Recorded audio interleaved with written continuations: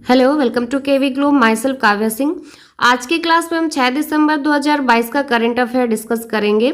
आज के क्लास के जो इनसाइट टॉपिक हैं वो है स्वर धरोहर महोत्सव, अंतर्राष्ट्रीय दिव्यांगजन दिवस, पहली स्ट्रक्चरल ऑडिट नीति, विश्व का सबसे महंगा शहर रहने के लिए, भारत सरकार द्वारा पद्म भूषण किस कंपनी को दिया गया है हाल ही में, हिंसा के जोखिम वाले देशों की सूची, राष्ट्रीय पिछड़ा वर्ग आयोग के अध्यक्ष, उच्च शिक्षा परिषद में कॉरपोरेट नामांकित, भारतीय टेक ब्रांड नाइस के नए ब्रांड एम्बेसडर, मंदिरों के अंदर मोबाइल फोन के उपयोग पर प्रतिबंध लगाया गया है, किस प्रदेश में लगाया गया है।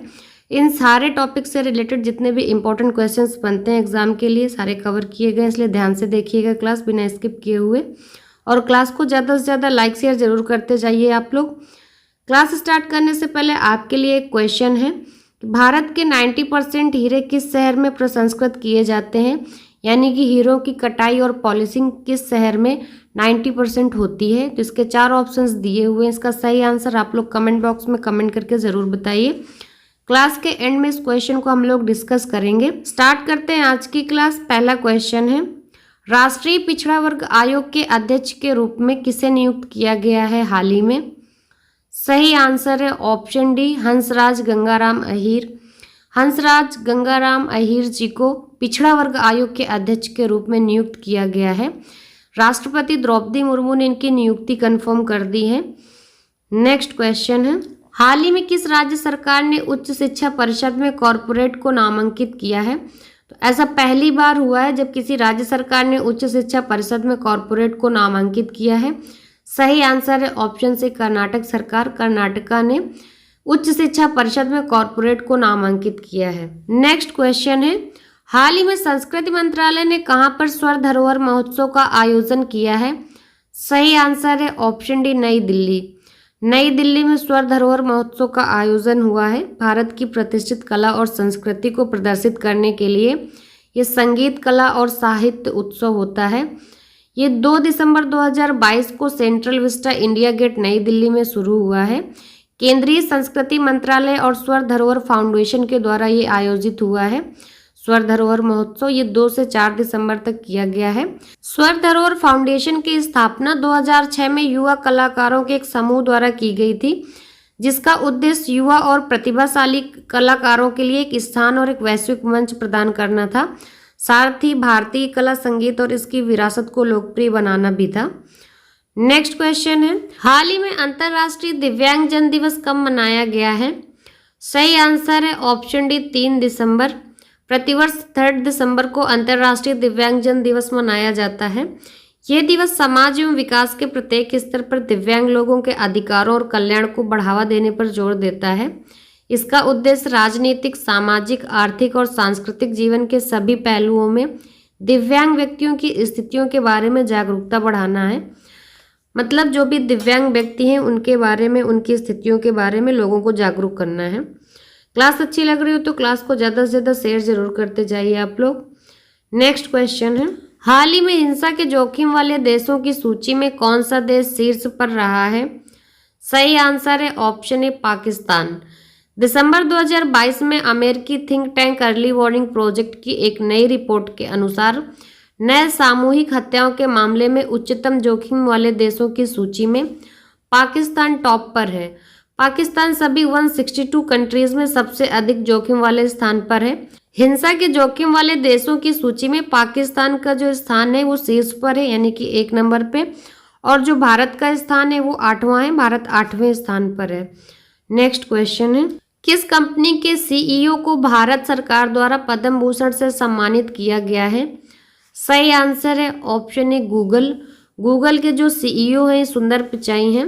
गूगल की पेरेंट कंपनी अल्फाबेट के सीईओ सुंदर पिचाई हैं। इनको पद्म भूषण से नवाजा गया है।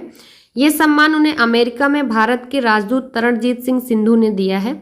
उन्हें ट्रेंड एंड इंडस्ट्री कैटेगरी में 2022 के लिए पद्म भूषण दिया गया है, और सम्मानित होने पर उन्होंने ये भी कहा है कि भारत मेरा एक हिस्सा है और मैं जहां भी जाता हूं इसे अपने साथ ले जाता हूं।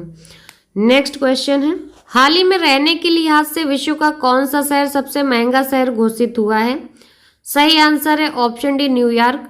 दुनिया भर में रहने के हिसाब से सिंगापुर और न्यूयॉर्क संयुक्त रूप से सबसे महंगे शहर माने जाते हैं। लंदन की इकोनॉमिस्ट इंटेलिजेंस यूनिट के world wide cost of living survey के अनुसार दुनिया के सबसे महंगे शहर संयुक्त रूप से न्यूयॉर्क और सिंगापुर ही हैं। और ऐसा पहली बार हुआ जब न्यूयॉर्क ने रैंकिंग में टॉप प्लेस हासिल किया है, शीर्ष स्थान।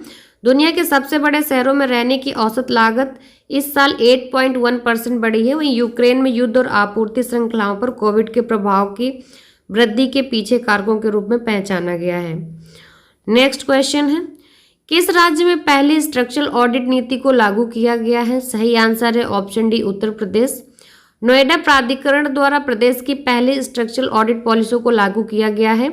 नई व्यवस्था में बिल्डरों को आंशिक या पूर्ण कंप्लीशन सर्टिफिकेट यानी कि सीसी लेने के लिए स्ट्रक्चरल ऑडिट कराना होगा। उसके बाद इनको ये सीसी मिलेगी, जिसकी रिपोर्ट मिलने के बाद ही नोएडा प्राधिकरण आगे की कार्रवाई करेगा। नेक्स्ट क्वेश्चन है, भारतीय टेक ब्रांड नॉइज ने किसे नया ब्रांड एम्बेसडर नियुक्त किया है? तो भारतीय टेक ब्रांड नॉइज के जो नए ब्रांड एम्बेसडर नियुक्त हुए हैं वो है विराट कोहली। सही आंसर हो जाएगा ऑप्शन सी। ये एक भारतीय तकनीकी ब्रांड शोर है जिसने अपनी स्मार्ट वॉच के लिए विराट कोहली को अपना नया ब्रांड एम्बेसडर नियुक्त किया है। नई साझेदारी 2 डोमेन के एक साथ लाएगी, 2 डोमेन को, जिसे ब्रांड का उदाहरण कहा जाता है। कंपनी के अकॉर्डिंग ये साझेदारी उपभोक्ताओं के विश्वास और निष्ठा को और गहरा करने में मदद करेगी। शोर और विराट कोहली दोनों क्रमशः स्मार्ट कनेक्टेड लाइफस्टाइल उद्योग और क्रिकेट की दुनिया में अग्रणी हैं। नेक्स्ट है, किस उच्च न्यायालय ने मंदिरों के अंदर मोबाइल फोन के उपयोग पर प्रतिबंध लगा दिया है? सही आंसर है ऑप्शन ए, मद्रास उच्च न्यायालय। मद्रास हाईकोर्ट ने तमिलनाडु के मंदिरों में मोबाइल फोन पर प्रतिबंध लगा दिया है। According to court, mobile phone के उपयोग पर प्रतिबंध लगाने का कदम पूजा स्थलों की पवित्रता बनाए रखने में उपयोगी होगी। उच्च न्यायालय ने यह भी कहा है कि लोगों को असुविधा से बचाने के लिए मंदिरों में फोन जमा करने के लिए लॉकर स्थापित किए जाने चाहिए और इस आदेश का अनुपालन सुनिश्चित करने के लिए सुरक्षा कर्मियों की नियुक्ति की जाएगी। नेक्स्ट क्वेश्चन है, किस राज्य ने आरक्षण बढ़ाकर 76% करने के लिए विधेयक पारित किया है हाल ही में? सही आंसर है ऑप्शन सी, छत्तीसगढ़। छत्तीसगढ़ विधानसभा ने सर्वसम्मति से सरकारी नौकरियों और शैक्षणिक संस्थानों में प्रवेश के लिए आरक्षण को 76% करने के लिए 2 संशोधन विधेयक पारित किए हैं। इन विधेयकों के अनुसार अनुसूचित जनजाति को अब 32% और अन्य पिछड़ा वर्ग को 27% और अनुसूचित जाति को 13% का कोटा मिलेगा, जबकि आर्थिक रूप से कमजोर वर्ग को सार्वजनिक रोजगार और शैक्षणिक संस्थानों में प्रवेश में 4% आरक्षण मिलेगा। क्लास की स्टार्टिंग में आपसे क्वेश्चन पूछा गया था कि भारत के 90% हीरे किस शहर में प्रसंस्कृत किए जाते हैं, यानी कि 90% हीरों की कटाई और पॉलिशिंग कहाँ पर होती है? तो इसके 4 ऑप्शंस दिए हुए थे। सही आंसर है ऑप्शन सी, सूरत। गुजरात के सूरत शहर में भारत के 90% हीरे प्रसंस्कृत किए जाते हैं। कल की क्लास में आपसे जो क्वेश्चन पूछा गया था वो था, राष्ट्रीय प्रदूषण नियंत्रण दिवस प्रतिवर्ष कब मनाया जाता है? तो इसका सही आंसर था ऑप्शन बी, 2 दिसंबर। राष्ट्रीय प्रदूषण नियंत्रण दिवस 2 दिसंबर को मनाया जाता है हर साल। और इस क्वेश्चन का जिन लोगों ने एकदम सही आंसर दिया है वो है प्रीति दिवाकर और मोहित कुमार। आज का क्वेश्चन है आपके लिए, हाल ही में किस राज्य के मुख्यमंत्री ने 1 डिस्ट्रिक्ट 1 स्पोर्ट्स योजना प्रारंभ की है? इसका सही आंसर आप लोग कमेंट बॉक्स में कमेंट करके ज़रूर बताइए। और क्लास से रिलेटेड अगर कोई सजेशंस हैं आपके हमारे लिए तो प्लीज़ कमेंट करके ज़रूर वो भी बताइए। और क्लास को लाइक शेयर करना बिल्कुल भी मत भूलिएगा। चैनल को सब्सक्राइब करके बेल आइकन ज़रूर दबा दीजिएगा। And thanks for watching.